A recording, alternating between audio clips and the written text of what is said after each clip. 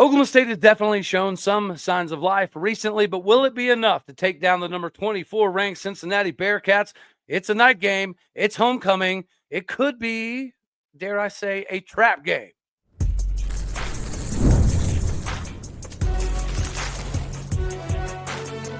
You are Locked On College Crossover, part of the Locked On Podcast Network. Your team every day. Ladies and gentlemen, we have a treat for you today. Instead of watching my funky face yelling to this microphone, we're going to bring on somebody who I definitely consider an expert of a multitude of sports. If you know anything about Cincinnati or the Reds or the Bearcats, you're going to know the man that we're bringing onto the show today to help us break it down, Jeff Carr, Locked On Cincinnati Bearcats. How are we feeling today, my guy? Cody, I'm fired up. I can't believe the Bearcats are ranked. Did not have that on my bingo card this year, but happy to be here. Well, and likewise, buddy, I cannot believe that we are the absolute heel of this conference. We might even not even be the heel. We might be the gum on the bottom of the heel in this particular season. All right, man. So the Cowboys do get a nighttime homecoming game, which is obviously big for me with the Kappa ticket giveaway live show I'm doing. But even outside of that, I think that when you do have a homecoming and you have all of the alumnus coming back and you have that energy around, it does add another layer of inspiration. And we might even have a bunch of dudes in Section 231 taking their tarps off and spinning them around their head like it's a helicopter. We may have all of that for homecoming. That leads me to believe that we might have an opportunity to make things interesting. It's very evident, Jeff, that we're not doing anything traditional. We're okay with having the extra gadget plays and the double reverses and the running backs throwing for touchdowns and wide receivers throwing for touchdowns and a wide receiver playing quarterback. We have thrown caution to the wind. With that being said, does Cincinnati have any concern about the lowly Cowboys in this nighttime homecoming, nothing to lose ball game? I'd say yes, and I'd say it's mostly in the second half. Like, we're really looking for this Bearcats team to get up early and often, because they've done that the last couple of weeks. They did that against Iowa State. I mean, they almost went into halftime up 31-3 against Iowa State. And then when it came to UCF, they were up 17-0 before UCF woke up and actually started playing a little bit of defense and started playing a little bit there. And then in the second half, there's been a lot of weird penalties and a lot of just lackadaisical drives, not necessarily turnover-worthy drives. Brendan Sorsby's amazing at limiting the turnover-worthy plays, but it's mostly about, like, all right, you get a little bit too cute, and then all of a sudden you're punting.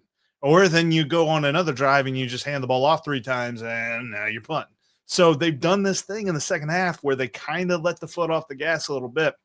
And like you said, it's going to be supercharged. Like, it feels like if you let off the gas in the second half of a homecoming football game, you could probably kiss your winning hopes goodbye. See, the parallels definitely do add for an intriguing matchup because Oklahoma State this season, all we've done in the second half is disappear from the football field. The first half against Baylor, we put up a competent performance. The first half against Houston, we were in the ballgame. That, Jeff, it's crazy to say this. I can't believe it's coming out of my mouth, but that was the first lead that Oklahoma State has had since last year's BYU ballgame where Garrett Rangel got hurt right before halftime. That's the last time we've had a lead of any kind against a Power 4 football team. So that we're grasping for straws and we're reaching for consolation prizes, and that may be exactly what we're doing again here. But, you know, the caution to the wind thing, it being a night game, it being homecoming, it does add a little bit of mystique to this ball game. And now that you've got Sam Jackson with the elusivity back there at quarterback, you got to see a glimpse of the North Iowa transfer, Noah Walters, who, by the way, the second pass of his Oklahoma State career was almost a 40-yard touchdown. So, and he led the receiver, which we haven't seen a lot of this season. That does give Oklahoma State some hope. We've seen Trent Howland carry a game at running back. We've seen Rodney Fields carry a game at running back. We've had Shamar Rigby get involved in not only the receiving game, but that, you know, eye candy stuff in the backfield.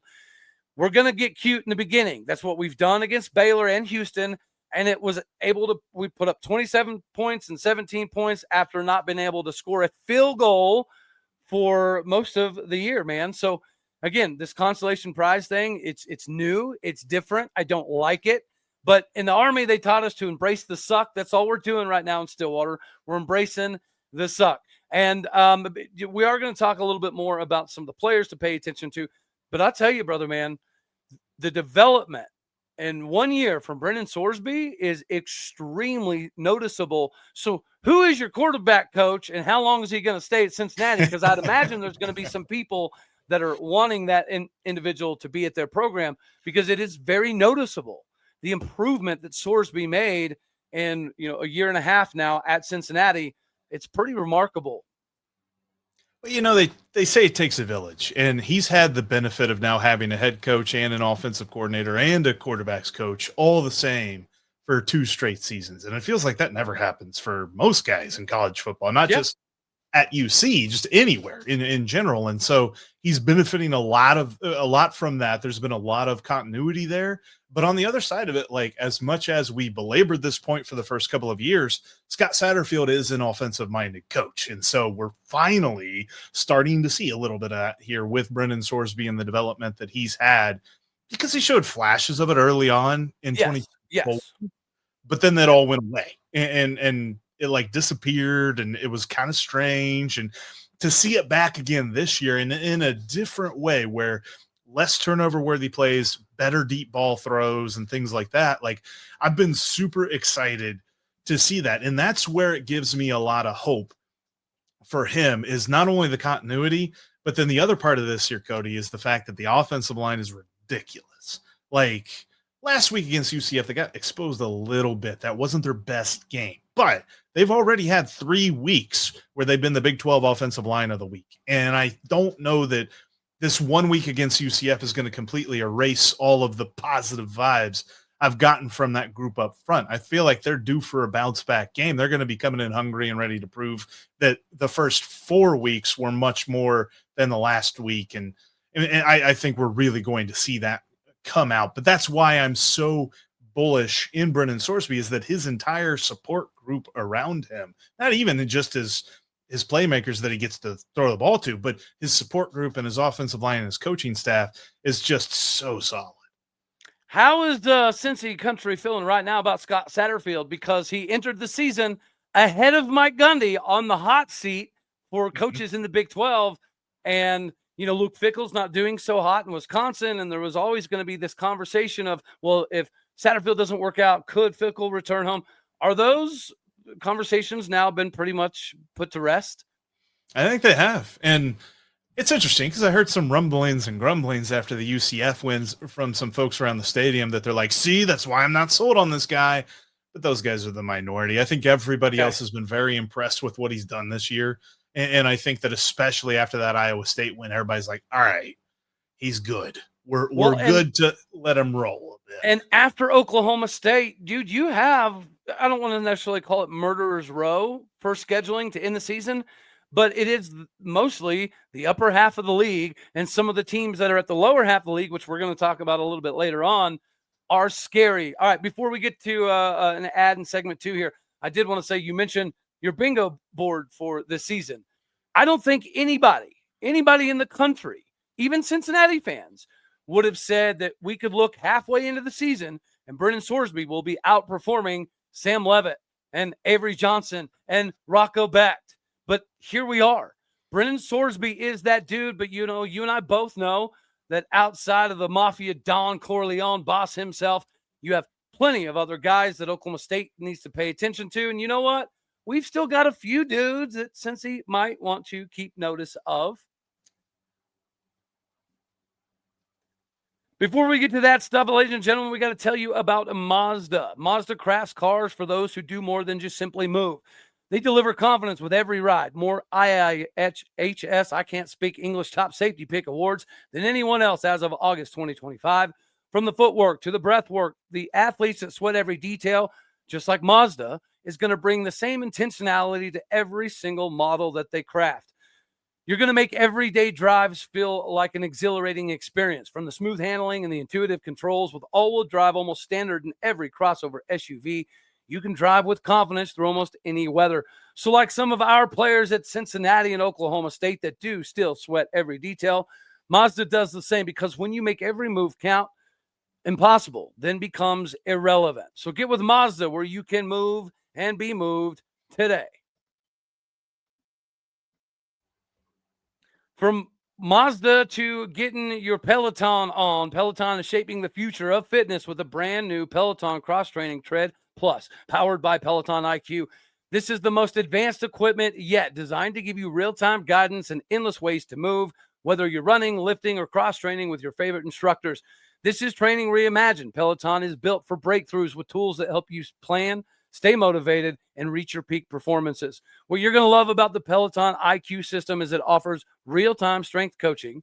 It actually tracks your reps, suggests your right weights, and corrects your form for you, making every rep safer and smarter. The swivel screen is an absolute game changer. You can go from running on the Tread Plus to strength training without missing a beat. And the personalized class recommendations keep you engaged 24/7, so you get workouts tailored to your vibe and your energy each and every week. I don't have much of a vibe or an energy for this stuff, Jeff, but I think Peloton could potentially help me out here. So while I'm getting the help, you get it too. Let yourself run, lift, flex, and push forward while exploring the new Peloton cross-training tread plus today, of course, by going to onepeloton.com. Go get your Peloton on so you're not like me. Okay, buddy. Now we get to roll right into segment 2 here. We know that you've got a quarterback that is performing at an unprecedented level from what we expected coming into the season. Everybody and their mom knew that Cincinnati had a legitimate defensive line, and that was going to be problematic for everybody in the season. But you've got more than that, Jeff. Who are some of the other Cincinnati Bearcats that Cowboy country needs to be worried about, concerned about, afraid of? Let us have it, buddy. Well, quickly on the defensive side, it's Jake Golday. Jake Golday is one of the best defense players. I think he's going to be a really top end type of dude that they're seeking out in the NFL draft because he's tall, lengthy, got long arms, playing as a linebacker, but they do a lot of blitzing with him, use him as the fourth man a decent amount. They go the 3-3-5, but he's usually the fourth guy, trying to blitz into the backfield. But I'll say this too, if they drop him back in coverage or if they try to have him kind of cover that second level of the defense, he does a great job of that as well. He's just got a nose for the ball. He's going to be all around whoever's got it, and he's going to be making the plays that this defense needs him to make. So you look for number 11 on defense. And then on offense, you look for number 11, Joe Royer, the tight end. Dude is all over the place, had himself a huge catch last week against UCF, catch and run, really, which is something that we've not necessarily seen a lot of. He can go up and get it, and he can kind of jump over whoever it is that's covering him and really present a huge target for Brennan Sorsby, but he's not really been a run after the catch type of dude until this play he made last week against UCF, where it felt like he ran about 150 yards. Didn't quite make it into the end zone, though, so I don't know how you run 150 yards without scoring a touchdown. But he figured it out, and it was a great play for him. So really, on both sides of the ball, it feels like the obvious players to look out for are number 2 and number 2 in Brennan Sorsby and Dante Corleone. But then you also got to look for number 11 and number 11 in Jake Golday and Joe Royer. And it's actually ironic that you have that correlation there, because whenever you look at Golday, he looks like a tight end. He moves like a tight end. He wears the number of a tight end, and then he's out there making a bunch of plays at linebacker. So it is kind of ironic that you've got 2-2, 11-11 that are masterful at what they're trying to do. So from an Oklahoma State perspective, I think defensively, you got to look at the guy, Mordecai McDaniel, the transfer coming over from Florida. He didn't get to play in the first few weeks of the season for whatever reason. And now that he is getting playing time, he's led Oklahoma State in tackles 2 weeks in a row. This last week, he had 13 tackles. The week prior, he had double-digit tackles. This is clearly an individual that should have been playing more and more this season. And even if he may not be as big or as fast as the guy that was originally ahead of him, he plays with something that you can't teach, that intangible thing called, I don't know, Jeff, effort, which in this transfer portal era, sometimes you don't get a lot of. And unfortunately, Oklahoma State was a byproduct of that. Whenever you have to overload on the roster with transfer portal dudes, the locker room cohesiveness is not always there. The buy-in to the culture is not always there. Now, if you're winning, right, it can build. But if you're not winning, it can go ta-tas up real quick. And unfortunately, that has happened in Stillwater. Thankfully, Mordecai McDaniel has been making a massive presence known for himself as the safety position. And then I think whenever you look at linebackers, you got to have somebody that's going to cover an NFL level tight end. And that's been difficult at times for Oklahoma State this season. But recently we've had the Ole Miss transfer, Trip White, playing outside linebacker instead of Brandon Rawls. And from a coverage perspective, it does look like Trip White is more designed to be able to handle somebody like a Golday. So that's two defensive dudes to pay attention to. Offensively, yeah, Sam Jackson started quarterback at TCU. Then he started like 4 or 5 games at quarterback at Cal before getting hurt. Goes to Auburn. They convert him to a wide receiver. Comes to Oklahoma State as a wide receiver and our primary return guy. And now he's playing quarterback. So athletically, you already know what he's going to provide. I think what people need to pay attention to out here is honestly what we're doing in the backfield. Rodney Fields is an Oklahoma product who's got 2 cousins on the football team. He's been able to kind of showcase himself recently. I still like the 1-2 combo of Trent Allen. Trent Allen's the big 6'3", 255-pound beast that was the leading rusher at Indiana 2 years ago. That 1-2 combo with Sam Jackson back there is problematic. And then lastly, I hope we see Noah Walters, the North Iowa transfer that it has 4,600 yards passing, went to UCF last year, was a student on the flag football team, and then he gets an opportunity in Stillwater and drops a dime for a touchdown, leading the receiver. It is still going to be Sam Jackson the fifth, but I wouldn't be surprised to see a decent helping of Noah Walters just because he's another unknown. So if Cincinnati's preparing for Sam Jackson, and then all of a sudden you see this random dude that hasn't played football in a year and a half, that's eye candy that you can't really prepare for. Those are the things that I'm excited about. It's intriguing to me because last week UCF rolled out a guy that was much better at scrambling than throwing, and the Bearcats really didn't put a lot of spy. Like there weren't a lot of plays where there was a spy on him, and so he was able to kind of carve up the Bearcats defense with his scrambling ability. So I kind of look for Sam Jackson to do that a little bit here. What'll be intriguing to me is if they are ready for that, and then Noah Walters comes in, because this Bearcats secondary can get exposed pretty easily. They run a nice cushion on most plays. There's a lot of 8 and 9 yard, backing off of. There's not a lot of physical defensive back play, and they don't play man very often. It's mostly zone. And so how are they going to exploit that? It kind of feels like Noah Walters has a better chance to exploit that than Sam Jackson, although Sam Jackson could be that dude, like, unless there were a couple of plays that Jake Golday was used as a spy on Cam Fancher, UCF's quarterback last week, that they seem to be able to force Fancher to throw it, and he just couldn't do that. So I wonder, like, what is the appetite for Oklahoma State here? If there seems to be that sort of a game plan on UC side of the defense, do they go to Noah Walters a little bit earlier than they think? I think that's a remarkable question. I think the answer should be yes, right? And I wholeheartedly do believe, and I covered this in my last episode, is the scripting in the first quarter for Sam Jackson looked amazing versus Baylor. It looked amazing versus Houston. But when the defense made adjustments and you had to go to running your traditional offense, that's where Sam Jackson struggled. And Houston definitely provided some instances where Cincinnati can, put him in those kind of precarious situations. And if that happens again, I think you do have to go to Noah Walters because he hasn't gotten opportunities. But what we're hearing out of practice is he's pretty good about leading wide receivers, which is something that Zane Flores was not incapable of doing, but he was struggling. Zane Flores was struggling to find the window and then lead the receiver to that window. Noah Walters, maybe he's shorter, maybe he's less athletic, maybe he'll throw more interceptions, but those windows seem to be a little bit more on time.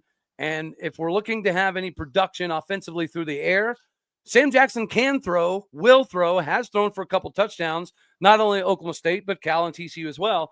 So it's in his bag. But Houston showed that when you make the adjustments and you force Oklahoma State to play more straight up with less of the quirky, cutesy-tootsy kind of plays, that it made him kind of limited. So no doubt Cincinnati's going to come into the ball game knowing, okay, the Cowboys are going to get cute at first. We just have to make the adjustments and settle in, and we're going to be fine. When that happens, or if that happens, then I think we make the adjustment to Noah Walters, because then you're left scrambling once again. It's intriguing to me because I know that it doesn't feel like the defensive line had a good handle on actually trying to contain a scrambling quarterback last week, and so they had to use someone else in that sort of a strategy. I wonder if they try that again. This defense has been so conservative this year, though, Cody. Like I kind of felt like there'd be more blitzing against Cam Fancher last week in UCF being a third string quarterback, and there wasn't. There was like maybe 2, and I think on both times they got a sack, and then they just went right back to the soft zone. So it's going to be intriguing. I think that's going to be the opportunity, is how does Oklahoma State kind of strategize, and how do they use the pinch hitter when it comes to Noah Walters as opposed to Sam Jackson in these cases, because they might be able to catch the Bearcats on their heels a bit on defense. Yeah, it definitely seems that you guys are adopting the 3-3-5 kind of ACOC model, where you play more coverage and you let the underneath stuff go, and you're excellent at tackling. Right? That would be a difficulty for Oklahoma State right now, is the tackling department. So clearly your defensive coordinator has a lot of faith in your tackling ability to run that style of a defense. Speaking of tackling stuff, Jeff, I don't know about you, but I've got a couple of home projects in the backyard that my old lady would love for me to tackle.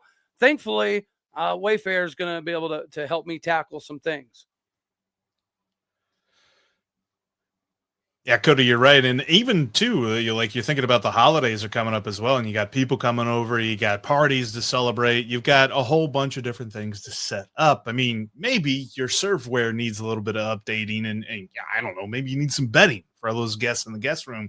Wayfair's got everything that you need to keep your home holiday ready. From Christmas trees and wreaths to bedding, cookware, and outdoor inflatables, it's your one-stop shop for every room in your house. Wayfair makes it easy to personalize your home for the holidays with a huge selection for every style and budget. And I know when it comes to style and budget, because everything in this office, like this, shelf back here, that's from Wayfair. This cube back here, that's Wayfair too. This desk that everything is sitting on, it's all from Wayfair. I can vouch for Wayfair.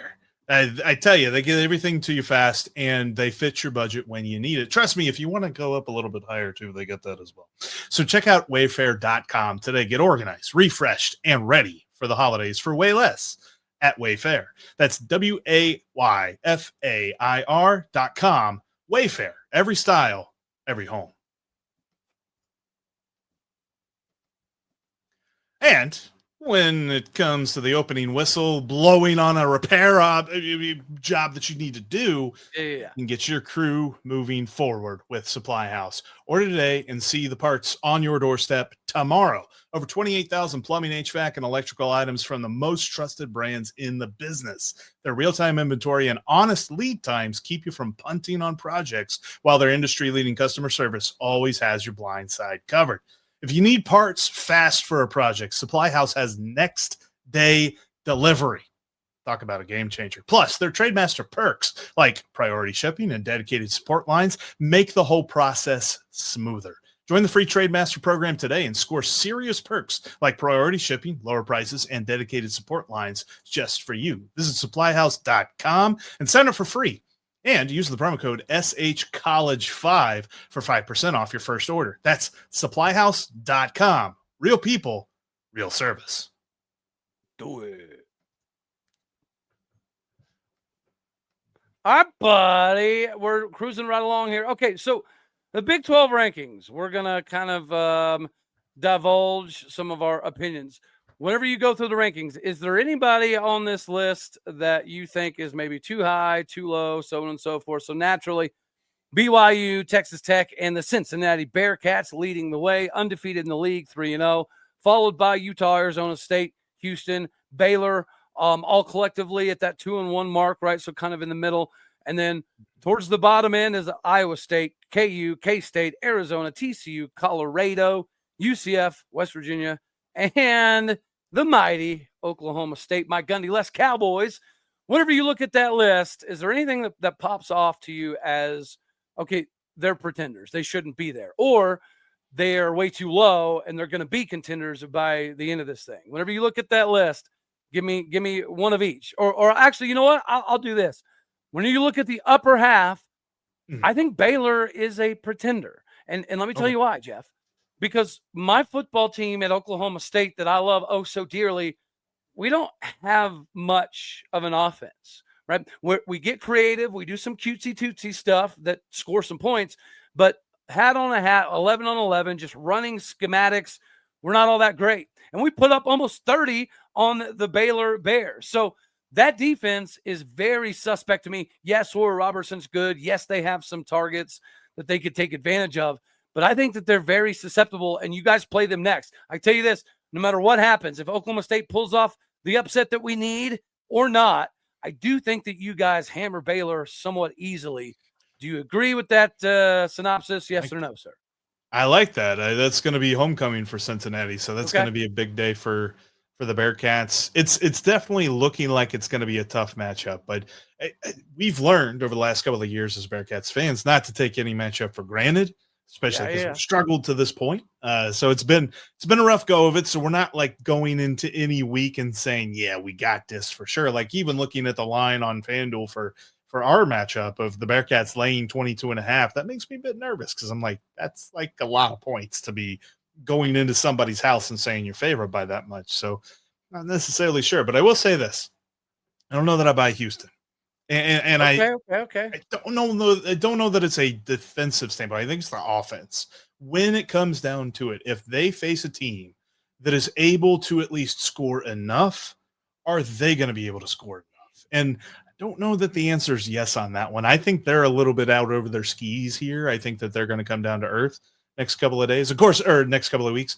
And of course, it's easy for me to say because UC doesn't play Houston this year in football, but I've watched them and I'm not so sure that I buy it just yet, Cody. Well, on the flip side of that, well, and as it pertains to Houston, I think you're right, man. There's Houston. That defense, I think, is as advertised. The offense has plenty of weapons, but they've been depleted at times on the offensive line. And they've had some inconsistencies with 3 and outs, especially like against Oklahoma State. So, yeah, I think that's viable. Buddy, when I look at the bottom of this, probably the most surprising to be at the bottom of the Big 12 is TCU. But I'm going to skip that because I think that Arizona is the most dangerous team at the bottom of this conference. Their defense is, I think, Houston, Cincinnati-esque, right? And offensively, Noah Fafita is playing really solid ball. They've got that new receiver, Juju Watley. He's not exactly Tedero McMillan, but he's a very serviceable individual. And I think Brett Brennan's got them playing at a little bit more of an inspired brand of football at the moment. So when I look at the bottom half of the Big 12, just like I think Baylor's a little bit of a pretender, there could be an argument definitely for Houston in that category as well. If I'm anybody that plays Arizona, I don't want that. I do not want that on my schedule whatsoever because they have enough weapons to make it interesting, and they have a defense that's good enough to make a game problematic. Do you guys play them this season? We got them in 2 weeks. Okay. All right. Out in Arizona, so that'll be an interesting one. That's going to be a late night game that, Bearcats are not used to, I'm sure. I'm sure it's probably, what do you think, like a 10 p.m. Eastern kickoff there? So that could be interesting. Yep. Arizona's definitely interesting. I'm going to take the low-hanging fruit, though. Like, I don't understand why TCU is this low. I think that there's going to be a little bit of a course correction here for them in the last little bit. Now, it's going to be interesting because if this continues, Bearcats play them in Arlington to finish out the season. And by that point, they're going to know exactly what they're playing for. So how does that game get set up by the next couple of weeks is going to be huge. But I don't buy that TCU is in this position. I think they're going to jump up a lot more here. We're going to see them in the top half, if not the top third of the conference, I think, here pretty soon. I agree with that. All right, man. Before we skedaddle on off of here, I'll just keep it brief. I don't think Oklahoma State gets a dub against Cincy. I do think that we have some creative ways to at least make it somewhat interesting. Have you seen the spread for this? I have not. Last I saw it was 22.5.